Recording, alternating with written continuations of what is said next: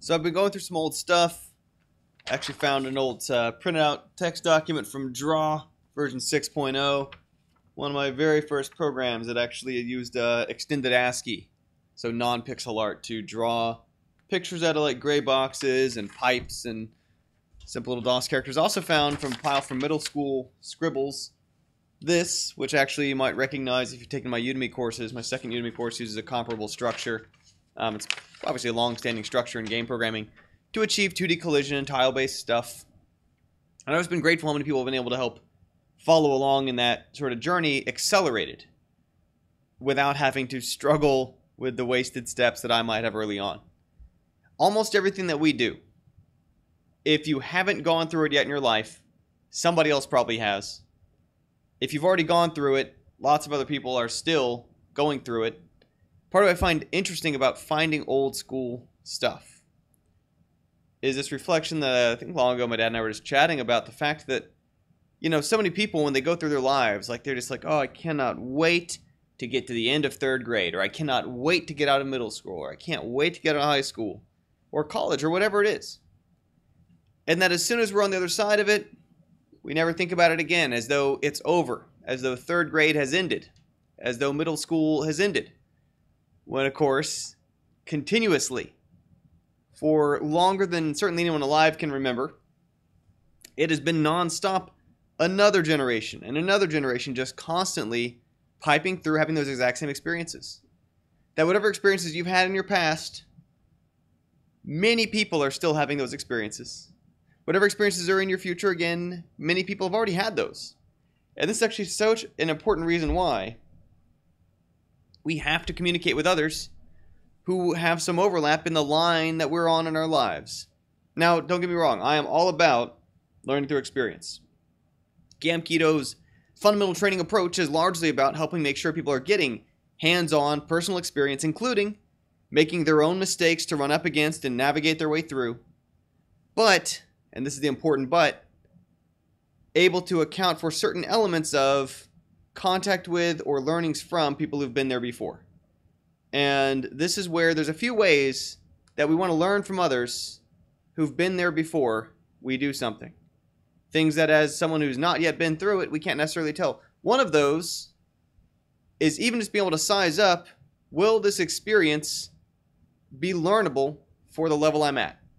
Pretty famously, if you're not yet good at something, it's really hard for you to gauge the difficulty of something. Someone who's already gotten through it is in a much better position to reflect on what is and isn't appropriate at different skill levels, different experience levels, different demonstrated abilities. Secondarily, there's the point that being able to more quickly navigate around things that we get stuck on. And there's two reasons for that, right? It's not just about someone else has already solved this problem so they can give you the answer. It's partly to do with someone else, because they've figured it out, has a sense for exactly how complicated or hard it is. That they know whether or not you're a simple clue away from solving it, whether you're probably hours away from getting it any minute now, or if what you're up against is one of these dreaded dead ends, one of these deep, deep wells that we just lose people to.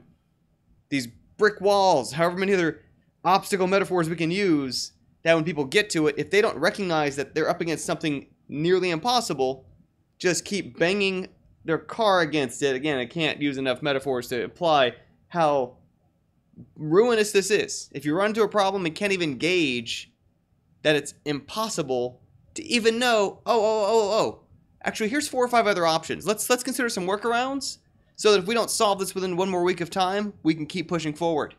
That's the kind of thing experience can get you. That's the kind of thing contact with someone who's done it before gets you. And then thirdly, there's the case of just being able to see where it leads. Where does it get somebody? I know I mentioned in another video, one of the most valuable things that's happened in my career path, which has had a number of zigs and zags along the way, with me happy with each one of those. My direction, my choice, each one of those, has come from talking who's been in that path further along. I go out of my way to meet someone who's been doing that path longer and saying, you know, what did you get out of this? Are you happy with it? What trade-offs did you make? Again, understanding every path has its trade-offs, but what are the pros, what are the cons? And deciding if I want those pros and can live with those cons. Or if there's some other path that makes more sense to me. Now, there's no better gauge for how happy someone is or isn't with doing something, and the results of doing something, and talking to someone who's been doing it on that path, in that method, in that approach, and all that. So again, those three things. It's not about being given experience. It's not about someone else, the old Jim Rohn, you can't pay someone to do your push-ups for you. It's not about someone else trying to skip your learning. It's making sure that when you are still self-guided learning, when you're still teaching yourself, doing things by yourself, solving problems for yourself, you got those three things. You've got a chance for somebody to help size up if the problem you're trying to bite is appropriate for your skill level, that it's going to be beneficial practice, right? It's easier for a black belt to look back and decide what's appropriate for the other belts than a white belt trying to estimate what is or isn't right for anybody else higher up that hierarchy or in that progression.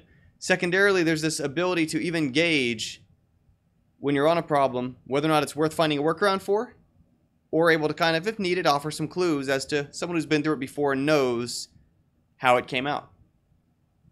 And then thirdly, or if it can't come out, thirdly is again this case of being able to talk to someone who's been doing it longer, someone who has gone through the things you've gone through, so you can help better decide if that's the path you want to walk. Like the beginning of this video pointed out, this works both ways, right? I'm of course relating here to Gamketo and game development and Gamketo Club because that's literally my profession. But on the other side too, everything that you've been through, everything that you've solved, which includes getting through third grade, getting through middle school, whatever skills you've learned, whatever courses you've taken online, offline, personally, from peers, local people in your community or otherwise, those are things you are now equipped to potentially help improve for others, to potentially help save others some time on deciding what is or isn't worth their energy, what is or isn't worth their time, what is or isn't working for them, what's appropriate for their skill level, whether or not they're up against something they're going to have to find a workaround for or could use some clues to get past. And then lastly, what did it get you? Are you happy with where it's left you off?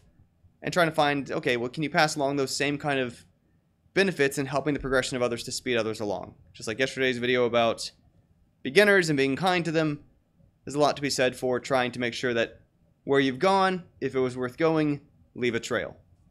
That's certainly what I've tried to do with Gamketo, and I believe lots of the kind of people I work with, probably lots of people who will view this channel, yourself included, have that same sort of philosophy of life of if you get somewhere worth going, turn around, try to make sure you clear the trail for others.